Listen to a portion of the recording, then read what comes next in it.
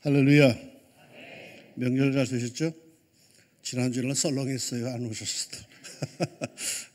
오늘 다들 돌아오셔서 감사합니다. 고맙습니다. 예전에 어느 날치기 아시죠? 날치기 전과자의 고백 수기를 본 적이 있어요. 어느 날 밤 10시경에 큼직한 가죽 가방을 든 중년 부인이 자기의 눈에 찍혔답니다. 차림새로 보아서 암달러 장사 아니면 일수 돈놀이 하는 사람으로 보였습니다. 그래서 뒤를 미행하다가 으슥한 골목에서 가방을 탁 나가채가지고 달아났습니다. 들고 뛰는데 가방이 꽤나 무겁게 느껴집니다. 상당량의 현금이나 귀금속이 들어있을 것으로 여겨져서 얼마나 즐거웠는지 모른답니다. 그래서 공중 화장실에 들어가서 아주 부푼 가슴으로 그 가방을 쫙 열어보았습니다. 그런데 이게 웬일이에요? 얼마나 실망스러웠는지 모릅니다. 그 가방 속에는 달러나 현금 그 아무것도 없었습니다. 다만 두꺼운 성경책과 찬송가만 달랑 들어있었습니다. 그런데 그 뒷얘기가 재미있습니다. 성경 찬송 가방을 빼앗은 그날부터 일주일 동안 매번 공쳤다고 합니다. 하다못해 길거리에서 지갑을 주었는데 열어보면은 빈 지갑이었답니다. 그러면서 하는 말이 성경책과 찬송가가 그토록 재수없는 책인 줄은 예전에 미처 몰랐다라고 합니다. 아마 그럴 겁니다. 예수 믿지 않는 세상 사람들에게는 성경 찬송가가 재수없는 책, 아니 재수 정도가 아니라 괴로운 책일지도 모릅니다. 그러나 그것이 예수 믿는 사람들, 하나님의 자녀들에게는 어떤 책일까요? 신명기 28장은 인간이 받을 수 있는 모든 복에 대해서 기록이 되어 있는데 그 서두에 보면 1절, 2절에 이런 말씀이 있습니다. 이해를 돕기 위해서 표준 세번역 개정판 성경으로 제가 한번 읽어드립니다. 당신들이 주 당신들의 하나님의 말씀을 귀담아 듣고 내가 오늘 당신들에게 명한 그 모든 명령을 주의 깊게 지키면 주 당신들의 하나님이 당신들을 세상의 모든 민족 위에 뛰어나게 하실 것입니다. 당신들이 주 당신들의 하나님의 말씀에 순종하면 이 모든 복이 당신들에게 찾아와서 당신들을 따를 것입니다. 그러니까 성경책은 하나님의 자녀들에게 어떤 책인가? 축복의 책입니다. 성경을 가까이 하고 읽고 묵상하면 그에 순종하면 이런 복을 받을 것입니다. 그런 정도가 아니라 그 모든 복들이 우리들에게 찾아온답니다. 우리 인생길에 뒤따라온답니다. 이 모든 복이 당신들에게 찾아와서 당신들을 따를 것입니다. 사랑하는 여러분, 하나님의 말씀을 가까이 합시다. 그 말씀을 지켜 행합시다. 그리하면 은혜와 사랑, 축복의 역사가 그 물길이 여러분에게로 향할 줄로 믿습니다. 여러분이 찾아 나서지 않아도 그것은 여러분을 따라올 것입니다. 내가 언제 이렇게 복을 받았지? 아니 내 자녀들이 언제 이렇게 잘 됐지? 내 인생이 어떻게 언제 이렇게 됐지 하는 놀라움이 여러분에게 꼭 있을 겁니다. 부디 전에 경험하지 못한 이러한 놀라운 복이 여러분에게 가득하기를 주의 이름으로 축원합니다. 그런데 말이죠. 성경을 읽다가 성경이 뭔가 내게 말하고 있다라는 것을 느낀 적이 혹시 있으십니까? 성경을 펼쳐들고 한 절 한 절 줄을 그어가면서 묵상해 가다 보면은 뭔가 성경이 나한테 요구하고 있다라는 그런 경험을 느낀 적은 없으십니까? 그저 단순한 책이 아니라 성경이 내게 직접 뭔가를 이야기하고 있다는 것을 체험해 본 적은 없으십니까? 목사이자 탁월한 고전학자로서 옥스퍼드 대학의 교수를 지냈던 유니우스라는 사람이 있습니다. 영국의 브리테니카 백과사전에 올라갈 정도로 아주 훌륭한 분이랍니다. 그의 아버지는 목사로서 믿음이 아주 훌륭한 분이었지만 그는 사실은 그렇지 못했답니다. 학교에서 공부를 하면 할수록 배우면 배울수록 더욱더 믿음에서 떠나가기 시작합니다. 나중에는 신앙생활마저 포기해버릴 그런 위태로운 지경까지 이르렀습니다. 이런 아들을 쳐다보는 아버지, 그 마음이 얼마나 힘들었겠습니까? 목사인 그 아버지는 언제나 낙심하지 아니하고 그 모습을 보면서 기도했답니다. 당장의 응답도 없는 기도였지만 낙심하지 아니하고 꾸준히 그 아들을 위해서 기도를 합니다. 그러던 중에 한 가지 묘안을 생각해냅니다. 아들이 가끔 자기 서재에 들릴 때면은 늘 찾아가는 곳이 있었는데 그곳에다가 신약 성경을 가져다 놓았던 것입니다. 갖다 놓았다라는 말도 하지 않고 그냥 거기에 내버려 두었답니다. 언젠가 하나님께서 내 아들의 눈을 열어주시면 이 아들이 성경책을 보게 되는 날이 있을 것이다 라는 믿음을 가지고 꾸준히 기다렸답니다. 그런 어느 날 유니우스는 아버지가 계시지 않는 서재에 들어가서 늘 하던 대로 자기가 잘 가는 그 자리로 갔습니다. 그리고 그곳에 펼쳐져 있는 한 권의 책을 봅니다. 거기엔 마치 요한복음 1장이 펼쳐져 있었습니다. 태초에 말씀이 계시니라. 이 말씀이 하나님과 함께 계셨으니 이 말씀은 곧 하나님이니라. 이 구절을 슬쩍 보았는데 순간 뭔가 가슴을 탁 치는 것이 있었습니다. 그래서 내친 김에 그런 요한복음 1장을 쭉 읽어 내려갑니다. 그래 읽어갈수록 그런 자기 마음이 자꾸 이상해지는 느낌을 강하게 받습니다. 흥분했다고 할까요? 충격을 받았다고 할까요? 아니면 불안하다고 할까요? 무언가에 쫓긴다고 할까요? 말로 표현하지 못할 힘든 어떤 감정에 붙들려서 거기서 헤어나지를 못합니다. 그리고 며칠을 그렇게 보냈답니다. 그러다 그는 너무너무 힘들어서 견딜 수가 없어서 어느 날 밤 자기도 모르는 사이에 무릎을 꿇습니다. 그리고는 예수님이 하나님 되심을 제가 이제 믿겠습니다. 예수님이 하나님이신 것을 제가 이제 고백합니다. 라고 신앙 고백을 합니다. 그랬더니 그 순간에 형용할 수 없는 평안함이 그의 마음을 지배하기 시작합니다. 그 불안하고 초조했던 마음이 바다와 같이 잔잔해지는 겁니다. 이 일을 계기로 해서 이 유니우스는 신학을 공부하기 시작했고 그리고 목사가 되었고 옥스퍼드 대학에서 가르치며 성경의 사본을 연구하는데 결정적인 기여하는 아주 위대한 학자가 되었다라고 합니다. 왜 그랬을까요? 단순히 읽기만 한 것인데 왜 그런 결단이 이루어졌을까요? 왜 아무런 설명도 없이 성경책을 형무소에 보냈는데 그곳에서 변화되고 뒤집히는 사람들이 나타나는 걸까요? 목사도 선교사도 이 땅에 들어오지 않았는데 어째서 몰래 들여온 성경책을 읽는 사람들마다 가슴을 치며 자신이 살아온 것을 통회하며 새 사람 되기를 갈구하는 역사가 140여 년 전 이 한국 기독교 역사에 자리 잡고 있는 걸까요? 성경은 말이죠. 하나님에 관한 책이 아닙니다. 성경은 하나님이 말씀하시는 책입니다. 뭐뭐에 관한 책은 인간의 책이죠. 그러나 성경은 그런 책이 아닙니다. 성경은 말하죠. 이 성경은 하나님의 언어예요. 하나님의 말씀이에요. 하나님께서 우리에 대해서 설명하는 책이 아니에요. 하나님께서 책을 통해서 우리에게 말씀하시는 거예요. 그러게 진지하게 성경을 읽는 사람들은 그 안에서 자신을 향한 하나님의 음성을 듣게 되고 자신을 향해 뭔가 말씀하시는 그 하나님을 만나며 그리고는 결단하게 되는 거죠. 프린스턴 신학계의 유명한 성서신학자로 오토 파이퍼라고 하는 유명한 교수가 있습니다. 이 교수가 강의 시간에 학생들에게 이렇게 말을 했답니다. 자네들은 종교개혁을 마틴 루터가 일으킨 줄로 생각하는데 그건 잘못된 생각이야. 학생들이 의아했죠. 아니 마틴 루터가 종교개혁한 줄 우리가 알고 있는데 그럼 누가 했단 말이야? 그러자 오토 파이퍼 교수는 이렇게 말을 했답니다. 종교개혁은 루터가 갈라디아서를 읽을 때 루터가 그 갈라디아서 말씀에 귀를 기울일 때 그 말씀이 그 안에서 폭발을 일으킨 것이야. 갈라디아서의 진리가 그 사람을 폭발시켜서 루터는 그 진리를 전파하지 않고는 다른 아무 일도 할 수가 없었던 것이야. 무슨 뜻입니까? 성경 본문이 마틴 루터에게 명하셨다라는 겁니다. 말했다는 겁니다. 그러게 이 경지에서 이 말씀의 명을 받은 사람은 그렇게 하지 않을 수가 없죠. 말씀에 사로잡히고 그 말씀에 천천히 순종하는 사람, 거룩한 사람이 된 거죠. 신앙의 위대한 사람들은, 위대한 어른들은 모두 성경을 읽다가 하나님께서 자신에게 말씀하신 걸 깨달은 사람들입니다. 설교를 듣다가 뒤집어진 사람들이 아니에요.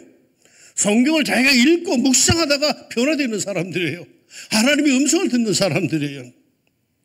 자기가 무엇을 해야 하는지, 자기가 어떤 길을 가야 하는지 성경을 읽는 중에 하나님께서 자신에게 말씀하시는 것을 들은 거예요. 그런 그 말씀이 명하는 대로 그렇게 산 사람들이죠. 그러니까 말씀이 그들을 그렇게 만든 것이에요. 이게 어떻게 가능할까요? 오늘 본문을 봅시다. 태초에 말씀이 계시니라. 이 말씀이 하나님과 함께 계셨으니 이 말씀은 곧 하나님이시니라. 그가 태초에 하나님과 함께 계셨고 만물이 그로 말미암아 지은 바 되었으니 지은 것이 하나도 그가 없이는 된 것이 없느니라. 여기서 말씀은 예수님을 뜻하죠. 그 성자 예수님은 말씀으로서 그 말씀은 창세전부터 하나님과 함께 하셨고 하나님은 그 말씀으로 이 세상을 창조하셨다는 것입니다. 그러기에 이 말씀은 말이죠, 단순한 언어가 아니에요.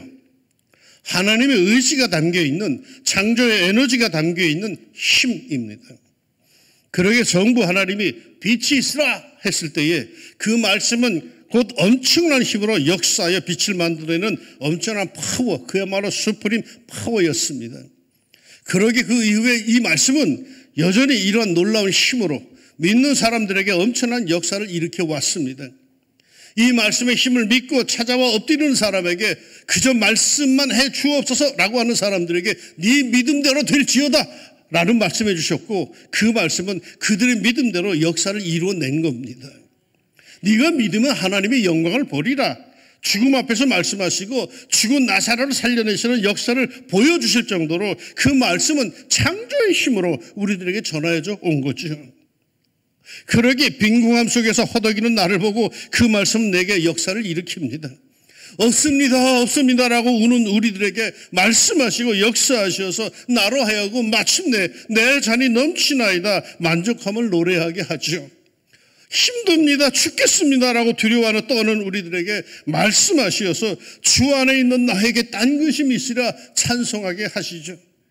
불치와 난치의 병으로 내 인생은 이제 어떻게 되나요? 병약함으로 떠는 우리들에게 말씀하시어서 할렐루야, 저가 나를 깨끗게 하셨나이다 노래하게 하시죠. 말씀이 말하게 하십시오.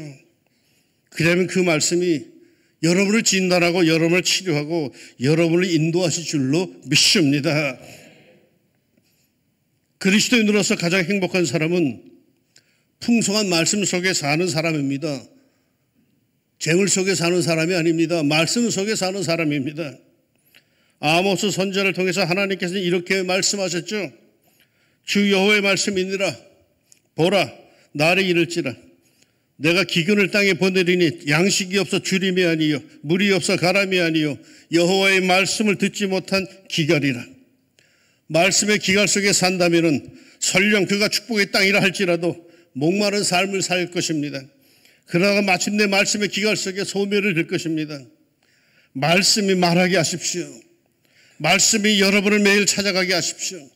그 말씀이 여러분에게 수시로 말하게 하십시오. 그 창조의 힘, 하늘의 에너지 말씀이 내 생활을 늘 들여다보고 역사하도록 말하게 하십시오. 그러기 위해선 여러분 성경을 가까이 하십시오. 성경을 읽으세요. 성경을 매일매일 시간을 정하고 읽으세요. 거기에 새 역사의 축복이 있습니다. 주일 아침 성경책 먼지를 털고 들고 나오는 사람, 그가 과연 하나님의 축복의 범주에 들어가 있을까요? 주일날에나 겨우 성경을 펼치는 사람이 자신을 향한 하나님의 뜻을 알 수가 있을까요? 성경을 읽으세요. 성경이 직접 말하게 하세요. 인간을 통해 하나님의 음성을 들으려 하지 말고 성경 속에서 직접 하나님의 음성을 들으세요. 우리는 가끔 그런 엉뚱한 생각을 합니다. 하나님의 음성을 듣겠다 하면서 뭔가 들려오기를 기다립니다. 길 가다가 갑자기 하늘에서부터 야야야야 하는 소리를 듣기를 원합니다. 뭔가 기도하다가 야 양목사야 양목사 하는 소리를 듣기를 원합니다. 꿈깨. 그거는 우리 시가 아니에요. 기독교의 하나님의 말씀은 이 성경책입니다. 이 성경을 읽을 때 하나님께서 성경의 말씀을 통해서 나에게 말씀해 주십니다. 그러니 성경을 읽지 않으면 하나님의 음성을 들을 기회가 전혀 없는 겁니다. 하나님의 음성을 들으세요. 성경을 펼치세요. 읽으세요. 그래야 변화가 됩니다. 그 영혼이 주의 말씀에 부딪힐 때 대폭발이 일어납니다. 그동안 이 강단에서 제가 32년 동안 설교를 했습니다. 32년 동안 제게 설교를 들은 여러분, 저기서 은혜를 받았습니까? 못 받았습니까? 대답도 안 해주지. 일부 때 몇 명이 더 예하던데 예의상이라도 받았다고 하실 겁니다. 그러면 얼마나 변화가 되셨습니까? 얼마나 고치셨습니까? 은혜는 받았는데 왜 변화는 일어나지 않을까요? 어쩌면 그 은혜가 말이요, 목사 입을 거쳐서 나갔기 때문일런지도 모릅니다. 목사에게 어떤 서운한 감정이 있거나 오해를 하거나 선입견이 있어서 그랬을런지도 모릅니다. 아닙니다. 여러분, 성경이 직접, 하나님께서 직접 말씀하시게 하십시오. 성령의 감동은 그때 더욱 크게 역사될 겁니다. 말씀이 성령의 감동으로 내 영혼에 부딪힐 때 놀라운 창조의 역사가 일어날 것입니다. 이 성경은 말이죠, 하나님께서 나를 인도하시기 위해서 주신 생명의 가이드북입니다. 이 성경은 하나님께서 나를 건지시기 위해 주신 구원의 밧줄입니다.